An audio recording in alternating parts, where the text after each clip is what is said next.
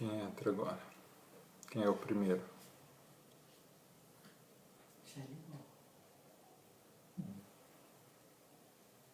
5 minutos. Rosinha, boa noite. Boa noite, Renato. Boa noite, sejam bem-vindos. Nando, seja bem-vindo, meu irmão. Dalva, seja bem-vinda. Iris, todos sejam muito bem-vindos. Bruno, Luzia, seja bem-vinda. Boa noite a todos que vão chegando. Carlos, boa noite, Carlos. Melissa, boa noite. Marcelo, Lourdes, sejam bem-vindos. Marcos, seja bem-vindo, meu irmão. Mercedes, que Deus abençoe. Vilma, Maria Nancy, seja bem-vinda. Ricardo, todos bem-vindos. Vamos chegando para logo a gente começar a nossa reunião da noite. Valdemir, Marlúcia, sejam bem-vindos. Eliana, seu Paulo, Dona Silvana, Selma, todos sejam muito bem-vindos. Licélia, Eliane, sejam bem-vindos. Bom, primeira coisa, eu gostaria de pedir a vocês um retorno em relação ao som e à imagem, se está tudo ok. Flávio, boa noite, Franciele, boa noite, Dona Alda. Tá tudo bem o som e a imagem, gente? Tá ok? Michele, boa noite, Ricardo. E hoje nós vamos falar um pouquinho, Deise, boa noite, Luiz Henrique, Odete. Hoje nós vamos falar um pouquinho sobre a Bíblia, né? Eu coloquei esse tema porque eu sabia que ia gerar uma certa polêmica, né? A Bíblia, se é reflexo da palavra de Deus, se a gente deve levar a Bíblia ao pé da letra ou não, um pouco da história da Bíblia, para que a gente possa compreender um pouco melhor a mensagem de Jesus, né? Aninha, seja bem-vinda. Jane, Virgínia, Mazé, boa noite a todos. Thaís, boa noite. Rosmari, boa noite. Sejam todos bem-vindos. Mais 2 minutinhos a gente vai começar. Benedito, boa noite.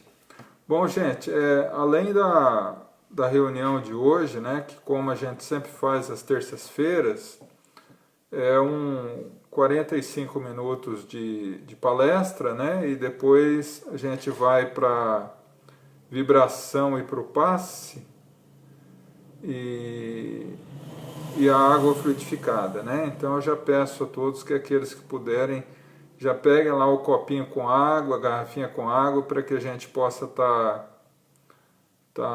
ao final da reunião fazendo o processo da fluidificação das águas e do passe, né? Mas além disso, Walter, meu irmão, sejam bem-vindos. Mário, além disso, ao final eu tenho um recadinho importante para dar para vocês, além daqueles que a gente sempre dá, né? A gente tem um recadinho muito importante para dar, tá? Então eu peço a gentileza de, após a live, permanecerem mais um pouquinho com a gente aí, que eu tenho uma notícia muito boa para vocês, tá? Rosana, seja bem-vinda. Valquíria, Dalva, Renato, sejam todos bem-vindos. Boa noite a todos. Falta 1 minuto. Lalinha, Ulisses.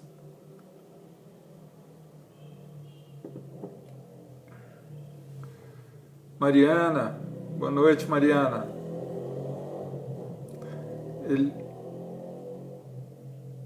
Elaine, seja bem-vinda. Luciana, Edna. Bom, vamos 8 horas. Luiz Miguel, seja bem-vindo, boa noite. Camila, seja bem-vinda, minha irmã. 8 horas, vamos então à nossa prece inicial, e aí nós já vamos para a palestra, tá bom?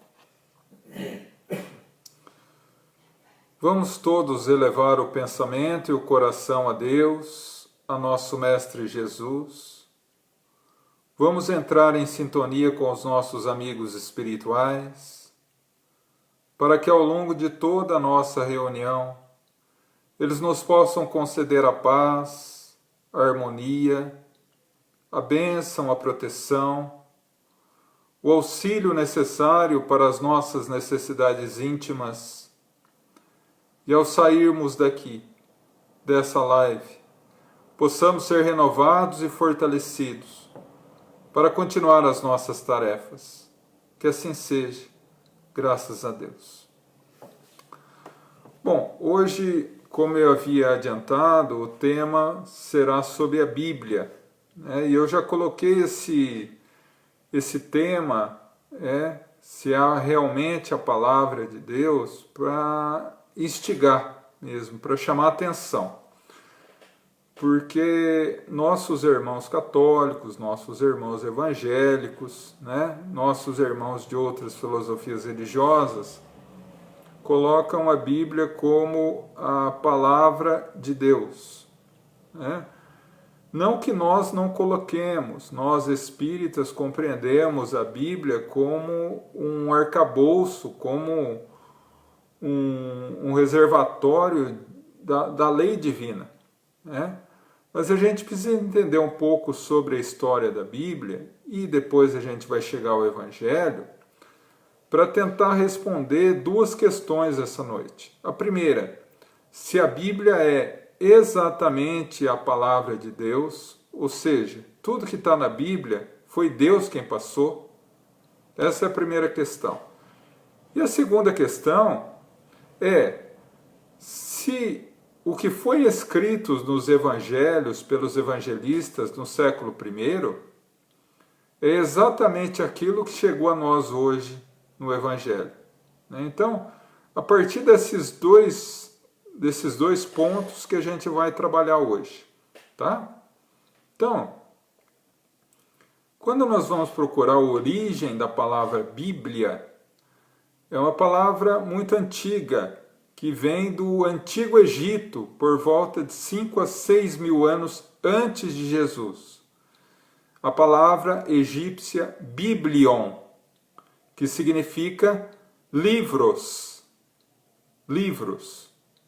E daí a gente compreende o porquê do nome Bíblia. Porque a Bíblia não é um livro. A Bíblia é um conjunto de livros, né? Nós temos na Bíblia 66 livros. Só que aí a gente precisa fazer uma diferenciação. Para os nossos irmãos evangélicos protestantes, a Bíblia contém 66 livros, tanto do Antigo quanto do Novo Testamento. Já para os nossos irmãos católicos, eles admitem 7 livros a mais. Então, para os nossos irmãos católicos, a Bíblia contém 73 livros. Mas, de qualquer forma, a Bíblia é sim uma coletânea de livros. 66 ou 73, enfim. Mas, a partir daí, a gente precisa compreender o seguinte, que a Bíblia, ao contrário do que muita gente supõe hoje em dia, não é um livro ou vários livros em que foram chamados autores diversos, todos sentaram em uma sala e escreveram ao mesmo tempo, né? Os primeiros 5 livros da Bíblia foram escritos por Moisés, por volta de 1500 anos antes de Jesus. E o último livro da Bíblia, que é o Apocalipse, do evangelista João, foi escrito na ilha de Patmos, por volta do ano 100 depois de Cristo. Então nós temos uma diferença entre o primeiro e o último livro de 1600 anos. O que é um tempo razoável, né? Então, a primeira coisa que nós precisamos pensar E como foi escrita a Bíblia? Bom, Jesus, segundo a doutrina que nós confessamos, que é a igreja, a doutrina espírita, Jesus, o nosso governador espiritual do planeta, durante milênios, vinha mandando emissários à Terra para semear e preparar o povo para a ideia do Deus único, né? O que ocorreu através do povo hebreu na personalidade de Abraão, por volta de 2000 a.C. A partir daí, Abraão começa a difundir a ideia do Deus único. Abraão, que passou o trono para Isaac, que passou para Jacó, que teve vários filhos, entre eles José, que foi aprisionado no Egito, ganhou as graças do então faraó do Egito, por ser um grande médium e conseguir decifrar os sonhos do faraó.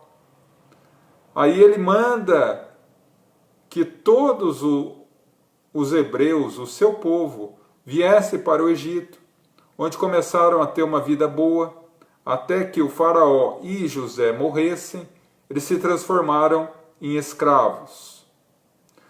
E dentre essa escravidão, depois de décadas e décadas de escravidão, vem no meio do povo o príncipe do Egito, Moisés. Moisés, que liderou o povo para libertar-se do cativeiro egípcio. E a partir daí, quando ele se liberta, na sua viagem a Canaã, a terra prometida, ele começa a escrever os primeiros 5 livros da Bíblia, que são de autoria de Moisés. O que a gente precisa compreender é que nós, infelizmente, lemos a Bíblia de uma forma equivocada. Porque a Bíblia ela foi escrita pelo povo hebreu. Os primeiros livros foram escritos, como eu disse, há 1500 anos antes de Cristo. 3.500 anos antes de nós. Num contexto diferente, numa língua diferente, numa condição de costumes diferentes, numa época diferente. Então nós não podemos examinar o que foi escrito na Bíblia da forma com que nós examinamos hoje no Brasil ou no mundo ocidental. Porque o Ocidente, de uma forma geral, entende as coisas de forma analítica. Ou seja, 2 mais 2 é igual a 4. Se eu quero compreender algum assunto, eu escrevo um tratado sobre esse assunto, com 200, 300, 500 páginas. E aí eu entendo, porque o meu pensamento ocidental é analítico. Para mim, tem que ser lógico, né? Agora, o povo oriental, ele tem uma outra estrutura de pensamento. O pensamento do oriental, ele não é analítico, ele é abstrato, né? Ele se vincula muito a símbolos, a parábolas, a histórias que trazem um fundamento moral. Então, assim que foi escrita a Bíblia. Porque o povo hebreu é um povo oriental, do Oriente Médio. Então, o oriental, que tinha já nas suas raízes básicas as condições de trazer, era uma característica do povo isso, trazer um pensamento abstrato.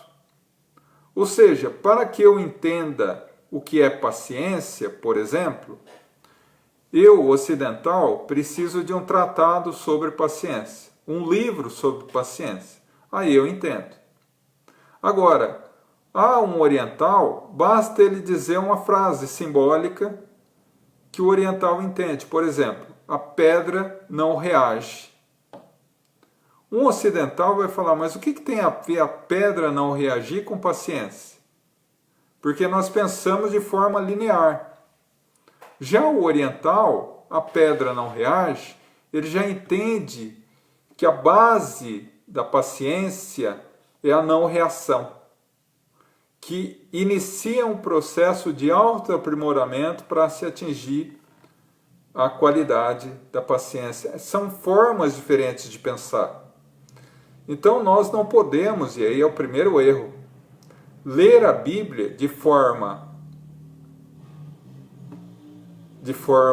linear, com pensamento lógico, uma vez que ela foi escrita para pensamento abstrato. Então, toda a estrutura do Antigo Testamento, que nasce nos 5 primeiros livros de Moisés, até a vinda de Jesus, é um repositário, é um conjunto de linguagem metafórica, linguagem abstrata, cheia de histórias que trazem um fundo moral. Quando nós pegamos essas histórias e levamos ao pé da letra, a gente acaba crendo em situações que cientificamente são absurdas. Né? Por exemplo, lá na Gênesis, Moisés escreve que o mundo foi criado em 7 dias. 6 dias. Deus descansou no último. Segundo a ciência, isso é impossível. No entanto, quando abrimos o livro A Gênesis, lá na primeira parte, quando ele analisa a formação da Terra, Kardec faz um quadro demonstrativo entre os 6 dias da criação bíblica, escrito por Moisés em A Gênesis, e a formação da Terra cientificamente falando. E demonstra cabalmente que os dias que Moisés colocou na Bíblia são referências para eras geológicas, cada qual com milhões de anos. Então nós levamos de forma metafórica, não de forma concreta, né? Porque se nós formos começar a analisar a Bíblia de forma concreta, vão começar a aparecer muitas incoerências, que faz com que muitas pessoas acabem desistindo da Bíblia ou da religião por não encontrar uma lógica racional e científica. Por exemplo, um outro exemplo, que também está em Gênesis, de Moisés. Caim matou Abel. Bom, se Caim matou Abel, ficaram no mundo 3 pessoas, Adão, Eva e Caim. Logo após o casal, Adão e Eva, teve um terceiro filho chamado Sete, mas isso é um outro caso. A Bíblia fala, em Gênesis, que assim que Caim matou Abel, Deus marca Abel com a marca da vergonha e o expulsa. E aí vem a parte mais interessante. O expulsa para uma cidade chamada Nod, onde ele casa e tem uma grande descendência. Se nós formos levar isso do sentido lógico, literal, se havia 3 pessoas no mundo, aonde Caim teria arrumado uma esposa e uma cidade? Não tem lógica. Mas se nós formos levar essa história no sentido filosófico, abstrato, nós encontramos a figura de Caim como representação de uma parcela da humanidade, assim como Adão, assim como Eva, assim como Abel. Né? Então nós precisamos compreender isso para poder ler a Bíblia e tirar da Bíblia o espírito que vivifica e não apenas a letra que mata. Né? Tanto é que Adão não é o primeiro homem na Terra. Adão, segundo Gênesis, e aí de Kardec, o livro A Gênesis, é uma referência bíblica para a primeira raça que surgiu no mundo, a raça adâmica. E Adão é uma referência clara à cultura hebraica. A cultura hebraica, e aí, mais uma vez retornando à Bíblia, em Gênesis, quando Moisés ele descreve a criação do homem, isso é uma poesia. Ele diz assim: e o homem foi criado do barro da terra, e Deus lhe sopra nas narinas o hálito da vida e faz ser vivente. É um poema, né? Mas, em hebraico, o que é barro? Barro, em hebraico, é Adamá. E o que é feito de Adamá é o Adão.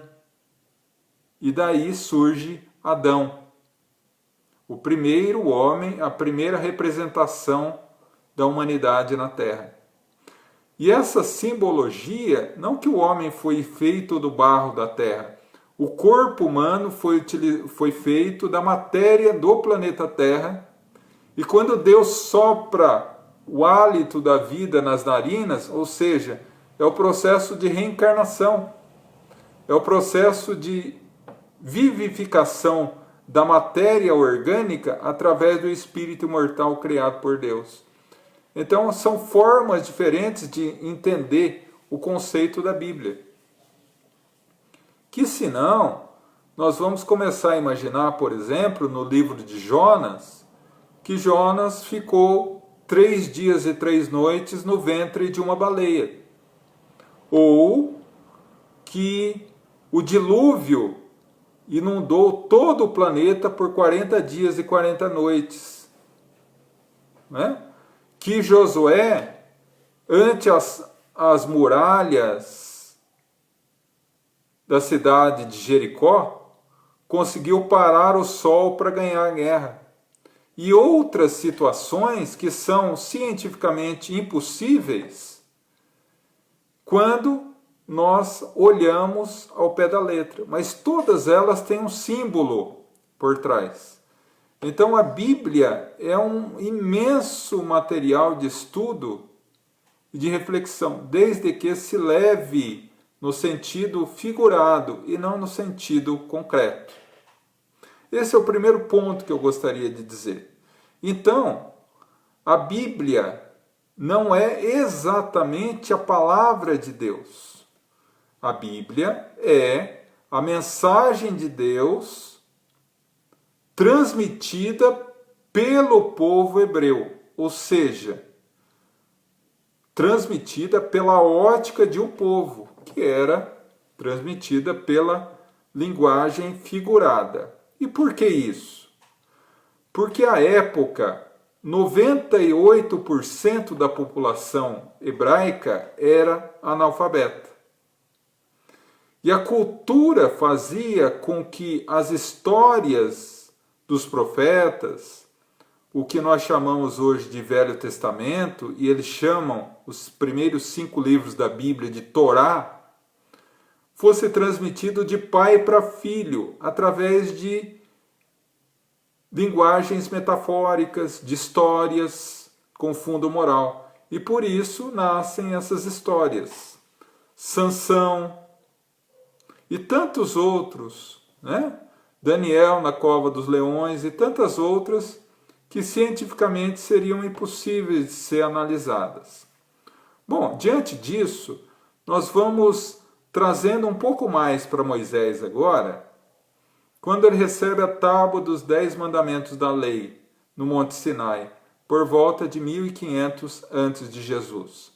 A partir daí, ele recebe 10 mandamentos, que são reflexos da lei divina, né? Eu não vou falar os 10 aqui, porque eu acredito e tenho certeza e fé que vocês sabem os 10 mandamentos de cor. No entanto, como Moisés era o governador do povo hebreu, ele precisava criar leis civis, leis criadas por ele para controlar o povo.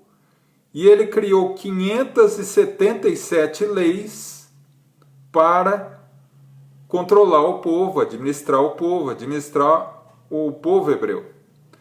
E para que o povo aceitasse essas leis, ele disse que era oriunda de Deus.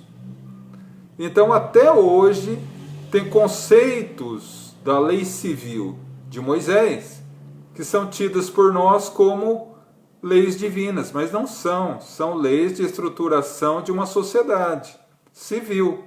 Como nós temos hoje o Código Civil, Moisés tinha lá o seu código também. Por exemplo, a mulher que for pega em flagrante ato de adultério deve morrer apedrejada. É uma lei de Moisés, mas é uma lei civil, que é totalmente contrária ao 5º mandamento da lei divina, não matar. Então, a partir daí, nós começamos a ter uma confusão entre o que é lei divina e o que é lei humana. Mas, agora vamos entrar no contexto do Novo Testamento, né? Uma vez que o Velho Testamento a gente quis só dar uma passada de leve para que a gente pudesse ter uma noção clara de como é e por que foi assim.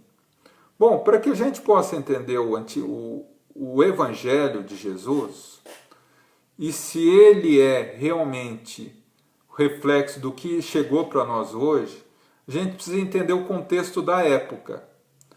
Jesus nasceu na Palestina, no povo hebreu. Só que a linguagem do povo hebreu era muito confusa e muito complexa. Por quê? Vamos voltar um pouco. O povo hebreu falava o hebraico. Por volta de 550 a.C., a Babilônia, através do seu imperador Nabucodonosor, invadiu Israel e levou todos aprisionados para a Babilônia, num cativeiro em que durou 190 anos. Nesses 190 anos, os hebreus esqueceram o hebraico e começaram a falar a língua da Babilônia, o aramaico. Quando eles retornaram para a Palestina, poucos falavam hebraico. A maioria falava aramaico. Ok, já começa a complicar. Bom, por volta do ano 350, a Grécia, através do grande conquistador, começou a conquistar todo o mundo conhecido. Alexandre o Grande começou a conquistar toda a Europa e a Ásia. E ele disseminou, ele distribuiu o grego como linguagem oficial do mundo. Então, a partir de 300 a.C., a linguagem oficial do mundo era o grego, como hoje é o inglês. Então, percebam, o povo hebreu falava o hebraico, esqueceu do hebraico, começou a falar o aramaico. No entanto, a linguagem oficial do mundo era o grego. Se isso não bastasse, por volta do ano 60, o então maior império do mundo, o Império Romano, tomou conta da Palestina. Os romanos falavam latim. Então vejam a salada, meus irmãos. Na época de Jesus, nas sinagogas, no templo, na igreja, se falavam o hebraico. As escrituras estavam todas em hebraico. O povo, o povão, falava aramaico. Se você fosse em alguma instituição governamental, algum prédio do governo romano, você tinha que falar latim. Mas a Palestina, por ser uma cidade, por ser um país religioso, principalmente Jerusalém, que recebia muitos imigrantes de várias regiões do mundo, eles se comunicavam em grego. Então tinham 4 linguagens oficiais: o aramaico, que é o povo, o hebraico das religiões, o grego para falar com as pessoas de outros países, os chamados gentios, e o latim para falar com autoridades, com governantes, etc., com soldados. Então é nesse contexto que é criado o Evangelho. E como foi criado o Evangelho? O Evangelho também não foi juntado os 4 evangelistas e escrito juntos, né? Os 4 evangelhos foram escritos com uma distância muito grande. Vamos iniciar pelo primeiro. Segundo o livro Paulo e Estevão, psicografia do Chico, escrito por Emmanuel, o primeiro evangelho escrito foi Mateus. Por quê? Porque dos 12 apóstolos, somente 2 sabiam ler e escrever à época. Mateus, porque era um cobrador de impostos, e Judas de Queriós, porque era comerciante. Todos os outros não sabiam ler nem escrever. Tanto é que Judas era o responsável no grupo pelas finanças. Ele que fazia a contabilidade do grupo, né? Comprar as coisas, alimentação, viagem, essas coisas todas. E Mateus escrevia.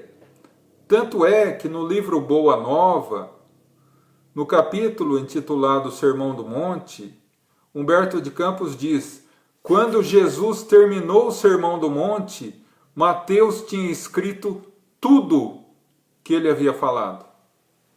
Então, Emmanuel deixa claro no livro Paulo e Estevão que Jesus morre fisicamente no ano 33. No final do ano 34 já tinha o Evangelho de Mateus, que foi escrito em aramaico. Muito bem. O próximo Evangelho só vai surgir no ano 60. E aí cabe uma curiosidade. Segundo Emmanuel, também no livro Paulo e Estevão, no ano 60, Paulo é preso em Jerusalém. É preso e vai ser encaminhado a Roma para ser condenado à morte. Lucas, que era um médico grego, muito amigo de Paulo, vai ao cárcere visitar o amigo e Paulo diz a ele assim: Lucas, a vida inteira eu quis escrever um evangelho. E por isso eu entrevistei Maria de Magdala, Maria Santíssima, Pedro, João, conversei com os discípulos, os apóstolos. Só que eu não terei tempo de escrever, porque eu não sairei vivo da prisão. Pegue o material e escreva você. E Emmanuel diz que ele escreveu, levou para Paulo. Paulo achou muito bom e disse: agora seria interessante você escrever algo sobre a vida dos apóstolos, da continuidade do trabalho. E ele começa no ano 61 a escrever Atos dos Apóstolos. Então, o evangelho que nós conhecemos como de Lucas, na realidade era de Paulo, que foi escrito no ano 61. Aí o terceiro evangelho de Marcos. E quem é Marcos? Marcos era sobrinho de Barnabé, que era um grande amigo e seguidor de Paulo de Tarso, que no ano 64 acompanhou Pedro numa viagem a Roma, quando Pedro foi expulso de Jerusalém. E como a viagem levou 3 meses, Pedro foi contando várias histórias de Jesus para Marcos, e quando chega em Roma, ele escreve o terceiro evangelho, o evangelho de Marcos. Só lembrando, o evangelho de Lucas foi escrito em grego, porque era a linguagem oficial da época e porque Lucas era grego. Já Marcos, no ano 64 em Roma, escreve o seu evangelho em latim, porque estava em Roma. E o último evangelho foi escrito por João no ano 95, e aí foi escrito em hebraico, porque à época ele estava na cidade de Éfeso. Então, nós vemos uma distância muito grande entre um evangelho e o outro, entre as linguagens escritas. Então é muito fácil confundir, porque são muitas línguas e os erros de tradução são normais. Então, iniciando a resposta a essa nossa questão inicial, se o evangelho que conhecemos é o mesmo da época de Jesus, vamos iniciar dessa seguinte forma. Houve 3 grandes tipos de alteração no evangelho. Primeiro, erros de tradução. Segundo, coisas que colocaram no evangelho por interesse. E terceiro, coisas que se retiraram do evangelho por interesse. Então vamos analisar primeiro os erros de tradução. Diante dessa salada de idiomas, que era a Palestina à época, diante dessa distância de tempo entre o evangelho e outro, houve vários erros de tradução, né? Porque quando nós fomos traduzir o evangelho, e todos os evangelhos, logo que surgiram, foram traduzidos para o grego. Os que foram escritos em aramaico, em hebraico, enfim, em latim, foram todos traduzidos para o grego, porque era a língua oficial do mundo à época. E quando foram feitas essas traduções, houveram vários erros de interpretação. Por quê? Porque levaram ao pé da letra. Então, nós podemos passar a noite inteira aqui falando sobre erros de tradução. No entanto, eu vou passar apenas 2 a vocês.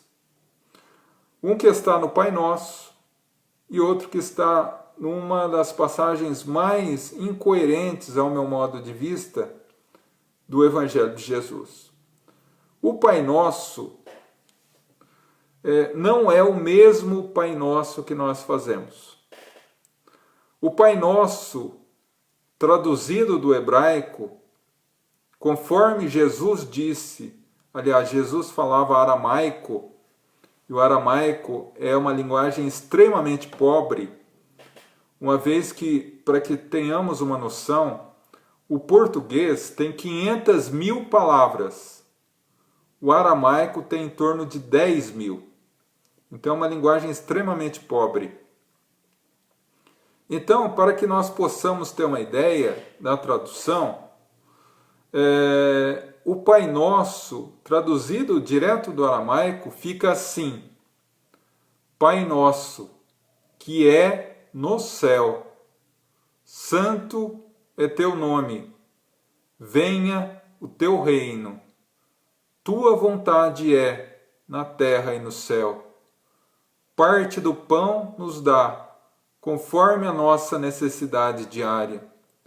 Perdoa nossos erros, quando perdoarmos nossos devedores. Não nos deixa entregues na provação, e assim nos resgata do mal. Amém. Então, vejam que é um pouco diferente, mas há uma diferença essencial de tradução. Em céu, que está no céu, foi traduzido em estar no céu, porque à época a terra era o centro do universo, conforme entendiam. Então o diabo, segundo a tradição hebraica, estava no fundo da terra e Deus estava no céu, céu físico. No entanto, céu em hebraico pode ser utilizado 2 palavras, metachamar, que significa céu, contrário de terra, mas aí foi utilizado chamar. A palavra chamar é céu, mas significa atmosfera, significa tudo que está em volta de nós. Então Deus está em tudo que existe. É esse o sentido do Pai Nosso, que está no céu, ou que é no céu, né? Então esse é o primeiro erro de tradução. O segundo erro de tradução está no momento máximo da cruz, quando Jesus diz assim: Deus, meu Deus, por que me abandonaste? Em realidade, sempre foi uma dúvida muito grande para mim, porque essa frase não cabia muito bem na boca do Cristo. Ele que é o representante máximo de Deus na terra, né? Não poderia ter falado isso. Mais um erro de tradução. Se nós procurarmos no aramaico, Jesus disse: Eli, Eli, lama sabachthani. Sabachthani significa glorificar, com acento. Só que sabachthani, sem acento, significa abandonar. Então, ao invés de traduzirem como glorificar, traduziram como abandonar. Então, ao invés de Deus, meu Deus, por que me abandonaste? A tradução correta é: Deus, meu Deus, como me glorificaste. Ou seja, permitiu a Jesus cumprir com êxito a sua tarefa na terra. Olha como muda o sentido, né? Se isso não bastasse, no século V, por volta de 460, o então Papa Damásio determina ao seu secretário Jerônimo, conhecido por nós hoje como São Jerônimo, traduzisse todos os evangélicos para o latim. E ele fez a Vulgata Latina, mudando muitas coisas da tradução original, né? Então, esse é um ponto. O segundo ponto são as inserções, as coisas que colocaram no Evangelho e que não existiam. Mas por que colocaram, João? Por interesses humanos. Por volta de 315 depois de Cristo, sobe ao trono de Roma um homem, um imperador chamado Constantino. E Constantino começou a ver que o movimento cristão crescia demais e ameaçava quebrar o império no meio. E aí ele, como um hábil político, não podendo vencer o inimigo, se uniu a ele, se converteu ao cristianismo. E no dia 30 de maio de 325, convocou o Concílio de Nicéia. As maiores autoridades do cristianismo no mundo, para decidirem tudo, desde que quais evangelhos seriam os canônicos, ou seja, aceitos, quais não seriam aceitos, chamados apócrifos, quais seriam os sacramentos, como seriam esses sacramentos, qual seria a religião oficial do mundo, dentre outras coisas. E ali nasce a Igreja Católica Apostólica Romana. Igreja, congregação, união de mesmos propósitos. Católica, que vem de um verbo latino que significa universal, que compreende tudo. Apostólica, por causa da mensagem dos apóstolos, dos evangelhos. E romana, porque a partir dali passou a ser a religião oficial de Roma. E aí, eles enxertaram muita coisa para justificar certas coisas. Como Jesus é Deus na Igreja Católica e até hoje na Santíssima Trindade, eles precisavam justificar a vinda ou a divindade de Jesus. Os deuses pagãos de Roma sempre tinham filhos extraordinários na terra. E esses filhos extraordinários, segundo a lenda, nasciam de virgens. Então Jesus teria que ser nascido de uma virgem. E aí nasce a virgindade de Maria, mudando completamente o contexto do capítulo 1 e 2 do Evangelho de Mateus, por exemplo. Quando o Evangelho de Mateus começa com a genealogia de Jesus. Por quê? Porque a tradição dos profetas era que o Messias teria que ser descendente direto de Abraão. Por isso ele começa com as 72 gerações de Abraão até chegar a Jesus. No entanto, se nós olharmos a nossa Bíblia, no capítulo 1, versículo 18 do Evangelho de Mateus, ali está: Jessé gerou José, marido de Maria que gerou Jesus. Se José não for pai biológico de Jesus, significa que Jesus não era descendente direto de Abraão, portanto não poderia ser o Messias.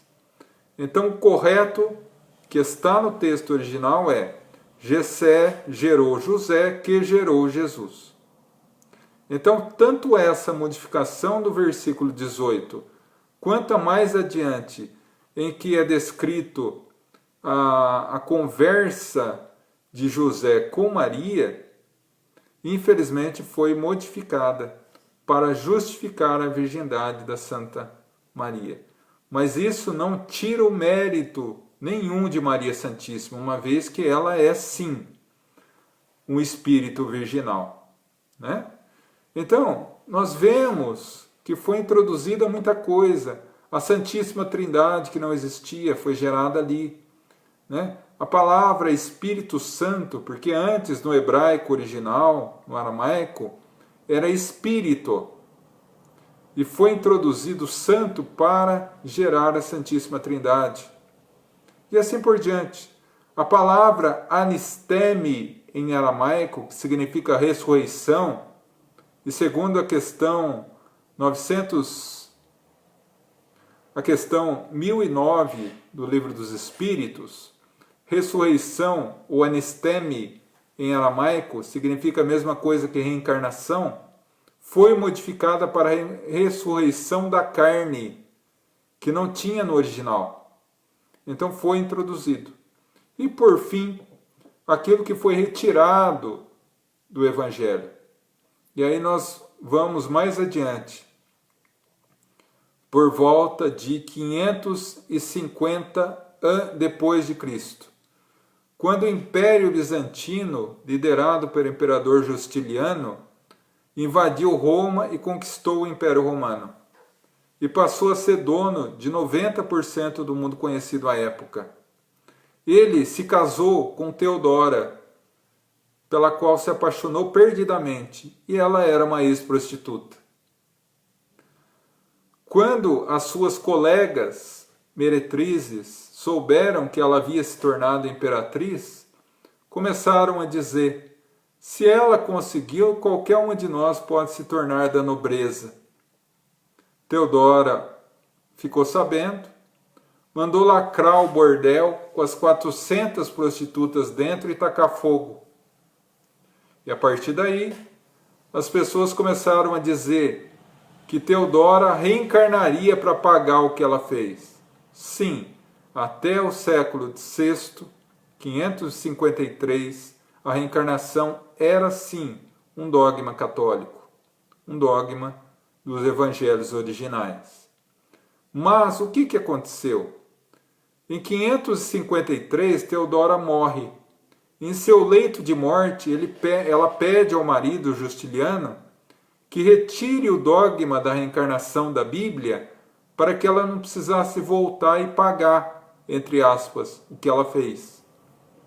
E depois da morte da esposa, Justiniano, o marido que amava demais a esposa, ficou alucinado e convoca o segundo concílio de Constantinopla. E diante do então Papa e os cardeais, ele determina que seja retirado o dogma da reencarnação da Bíblia, que tornasse um dogma herético, ou seja, herege, contrário a Deus. E utilizou um argumento muito difícil de contrariar. Ou vocês fazem isso, ou eu arranco a cabeça de todos. E diante disso, a partir de julho de 553, depois de Cristo, o dogma da reencarnação foi retirado da Bíblia.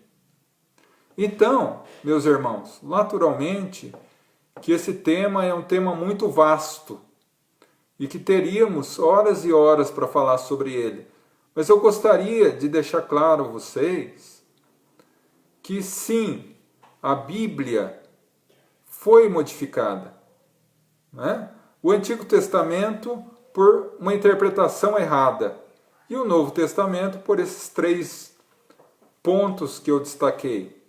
Então, dessa forma, podemos dizer sem medo de errar, a Bíblia não é só a palavra de Deus, mas também a história e a visão de Deus através do povo hebreu. E o evangelho que nós temos hoje não é o original que foi escrito pelos apóstolos.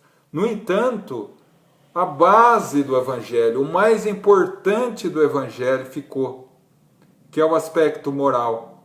Kardec, quando faz o prefácio do livro Evangelho segundo o Espiritismo, ele deixa claro isso, dizendo que todos os aspectos da vida de Jesus foram modificados.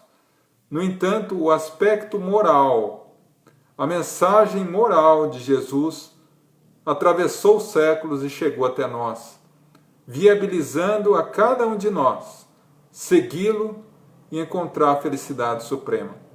Então, meus irmãos, espero que essas linhas possam ter esclarecido um pouco mais, para que nós possamos, como espíritas, termos uma fé raciocinada, baseado na ciência, na filosofia e na religião, para que, unindo esses três pilares, possamos fortalecer a nossa fé e seguir Jesus, que é o nosso divino amigo. Que Deus nos abençoe. Bom, meus irmãos, então agora vamos à vibração, pedindo por todos aqueles que necessitam, e depois faremos uma vibração para a fluidificação das águas e do passe.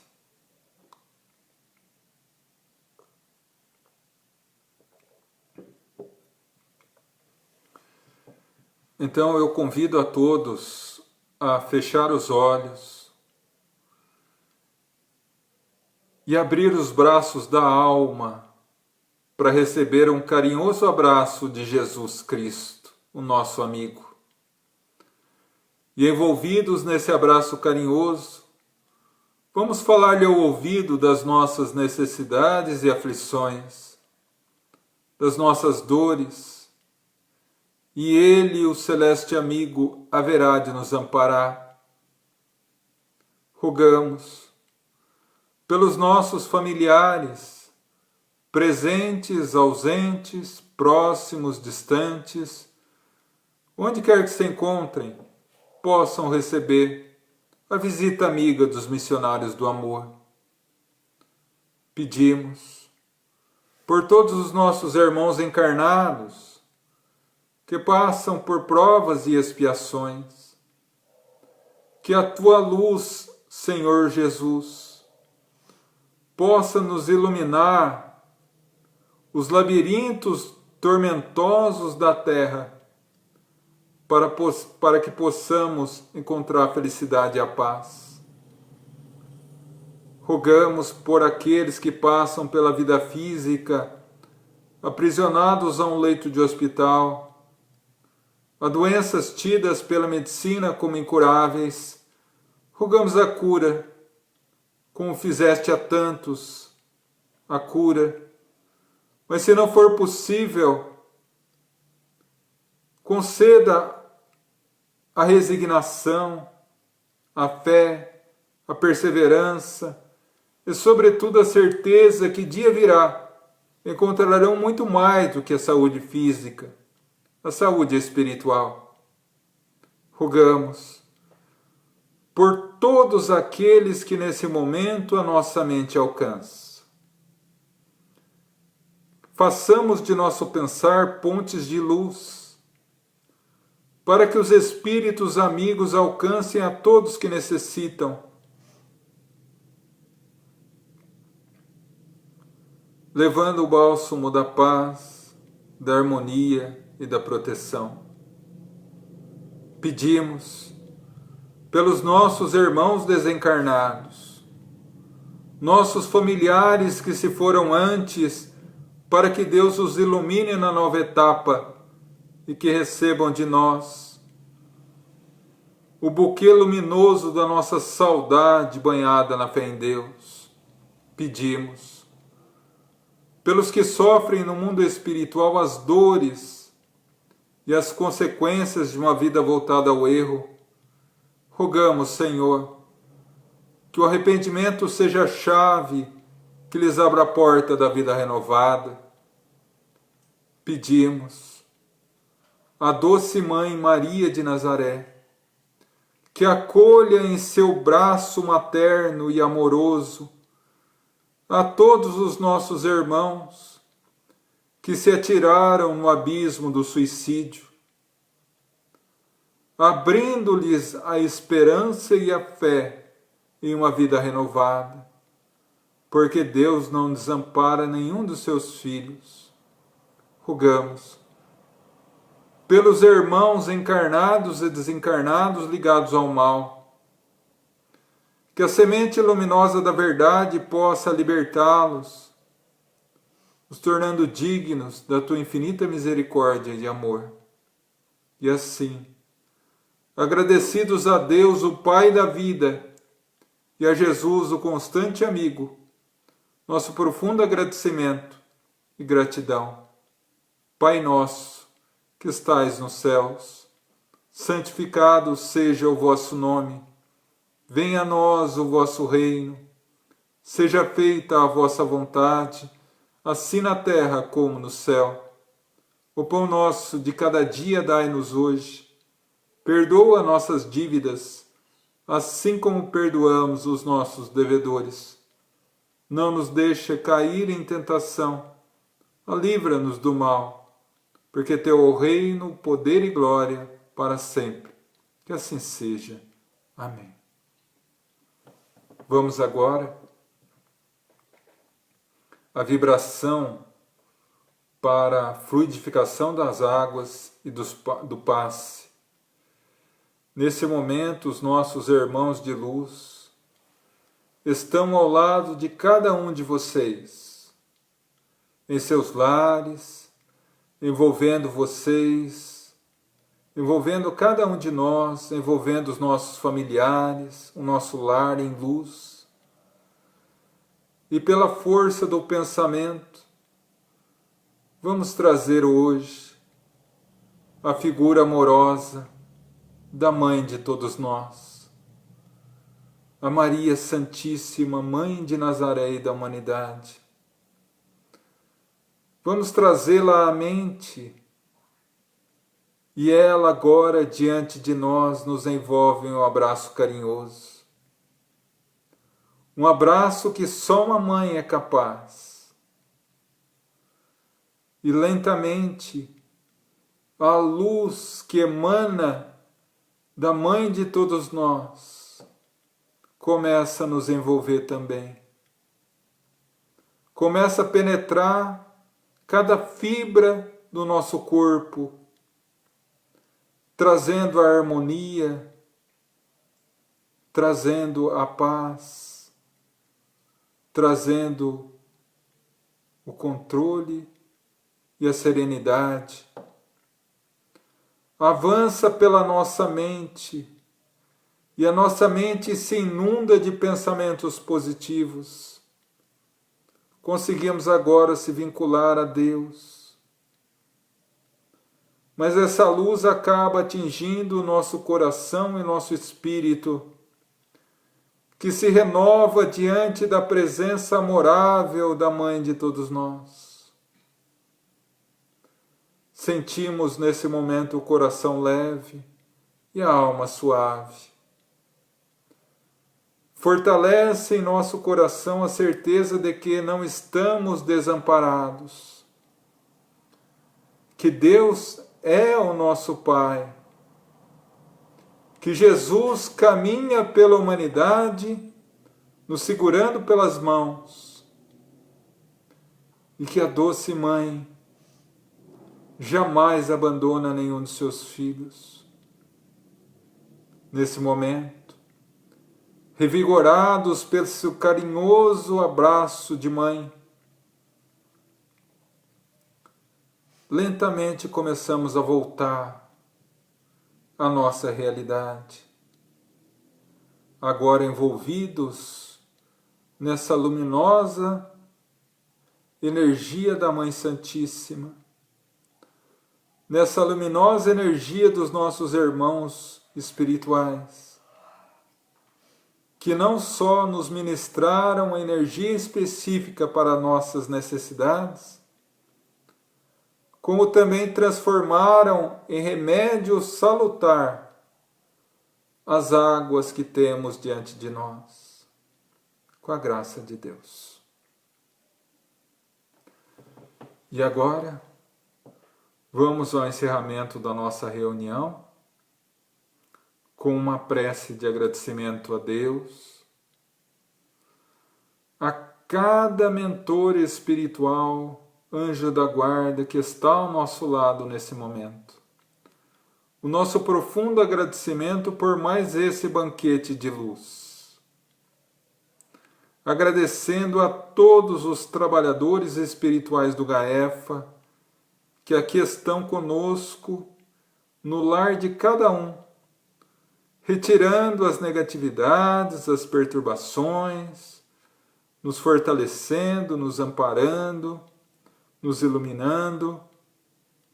Agradeço particularmente aos nossos mentores espirituais que me auxiliaram na explanação dessa noite, ao nosso dirigente espiritual, ao nosso patrono da casa, Francisco de Assis, o Senhor da humanidade, da humildade, aquele que é o exemplo de humildade e de amor, de servidor fiel do Cristo, que possa nos abençoar e nos iluminar, não só a nós, mas toda a humanidade. Agradecemos a doce Mãe de Nazaré, que acabou de nos abraçar no momento do passe. Mãe Santíssima, abraça a humanidade, dolorosa e sofrida diante dessa pandemia, Mãe, cuida de todos nós. Jesus Cristo, amado amigo, divino companheiro, nosso profundo agradecimento e rogamos que nos ilumine ao longo dessa semana. E a Deus, o nosso Pai, o nosso Criador, que Jesus, através da sua boca iluminada, achou por bem chamá-lo Pai, porque é o Pai de todos nós. A Ti, de joelhos, entregamos em vossas mãos mais essa reunião, agradecidos por tanto amor e misericórdia que nos concede, e rogando que seu olhar meigo e compassivo possa iluminar a nossa noite, que possamos acordar amanhã dispostos a um novo dia, a um novo recomeço,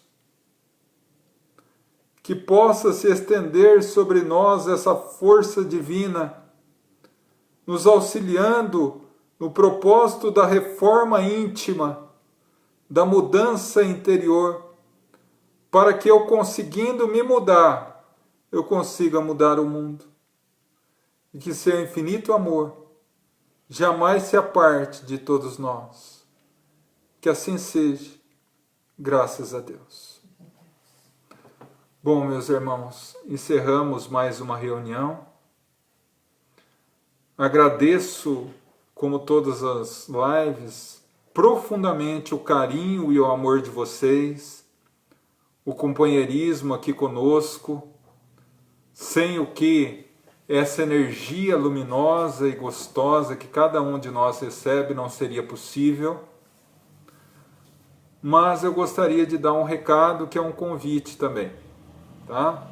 Eu falei no início que ia passar um convite a vocês.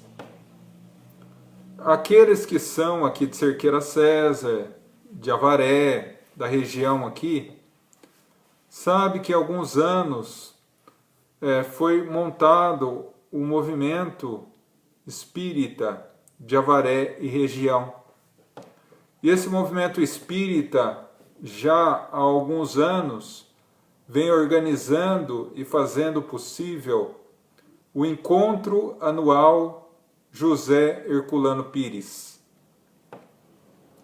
A cada ano, no mês de junho, nós nos reunimos, não só os espíritas de Avaré, como de toda a região, e festejamos a doutrina espírita em homenagem a esse que foi um verdadeiro discípulo de Kardec, José Herculano Pires. E a cada ano nós vamos trazendo palestrantes novos com temas, a cada ano modificando o tema central do encontro. E devido a essa pandemia, infelizmente não pudéssemos fazer esse encontro pessoalmente como nós fazemos todos os anos. No entanto, se há uma dificuldade, nós conseguimos superá-la, cada um de nós. E esse ano nós faremos o encontro integralmente online, integralmente via internet, né? Nós teremos o 4º encontro José Herculano Pires, transmitido integralmente online, né? Eu vou passar aqui os dados do encontro, convidando vocês. Nós estamos no 4º encontro José Herculano Pires, que se dará domingo agora, dia 7, das 8h30 da manhã às 8h30 da noite. Serão 8 palestrantes e ao final uma mesa redonda. Então teremos aí atividades e programação para o dia inteiro, né? Eu vou passar aqui o tema central do encontro esse ano é reforma íntima, que é talvez um dos temas mais importantes da atualidade, né? Para a nossa renovação íntima. E agora sentem, meus irmãos, porque o time de palestrantes esse ano está insuperável. Iniciando o encontro às 8h30 da manhã, teremos uma palestra com Heloísa Pires, a filha de Herculano Pires. Depois teremos, de São Paulo, depois teremos uma palestra com o Dr. Alberto Almeida, de Belém, do Pará. Uma pessoa incrível, um palestrante excepcional, que esteve presencialmente conosco no encontro do ano passado, e é uma pessoa fabulosa. A terceira palestrante será Andréia Reis, da cidade de Ribeirão Preto. O 4º palestrante será Orson Carrara, muito conhecido aqui na nossa região, de Matão, né? Pelo trabalho que ele desenvolve não só como palestrante, mas como membro incansável do trabalho espírita. Depois teremos Tadeu Silva, da cidade de Araxá. Muitos conhecem como Tadeu de Araxá. Uma pessoa incrível, fabulosa e uma fala consoladora. Depois teremos Arthur Valadares, da cidade de São Carlos, que é um palestrante novo. No entanto, não se engane pela sua idade, porque tem um conhecimento e fala com uma propriedade de Jesus que é de emocionar.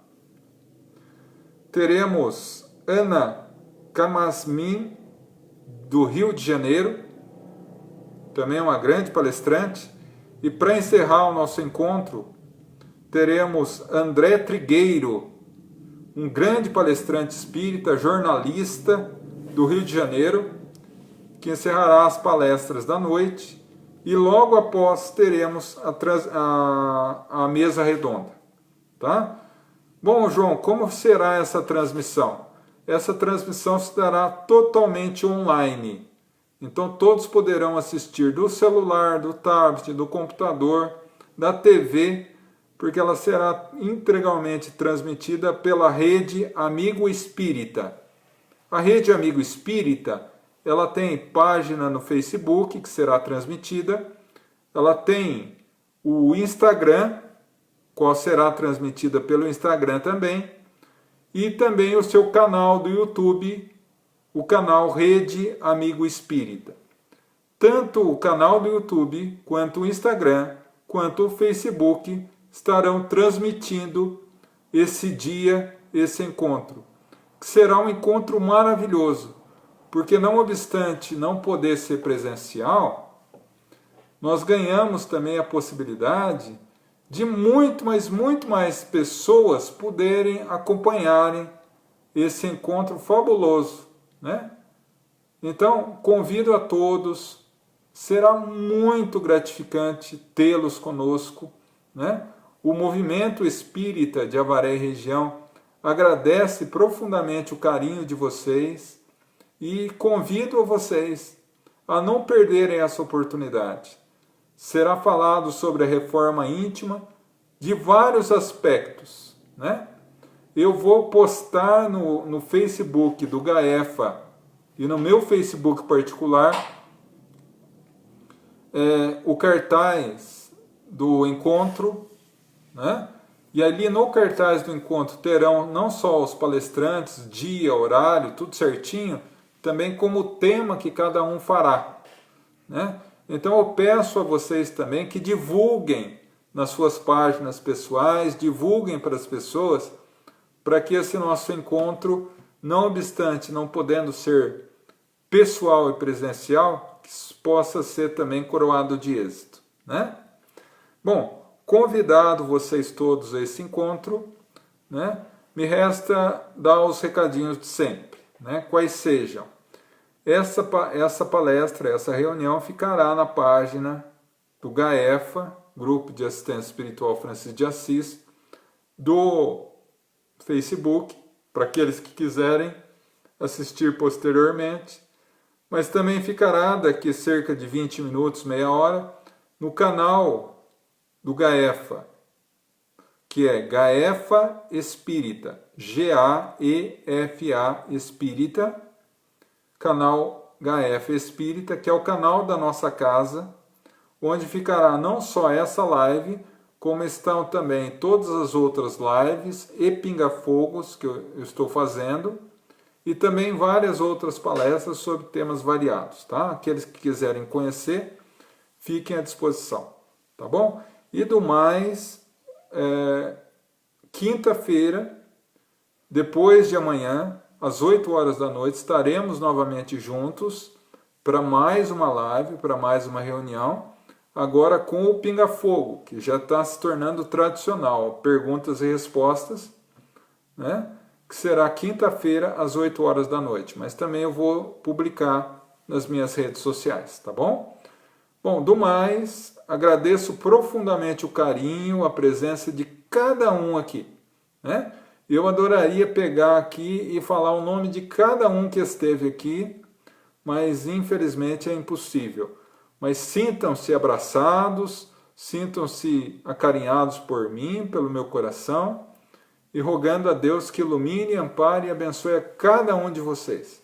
Tá? Tenham uma noite abençoada e uma semana de muita luz e muito trabalho.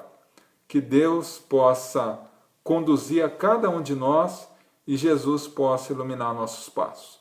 Fiquem em paz e até a próxima reunião. Que Deus abençoe.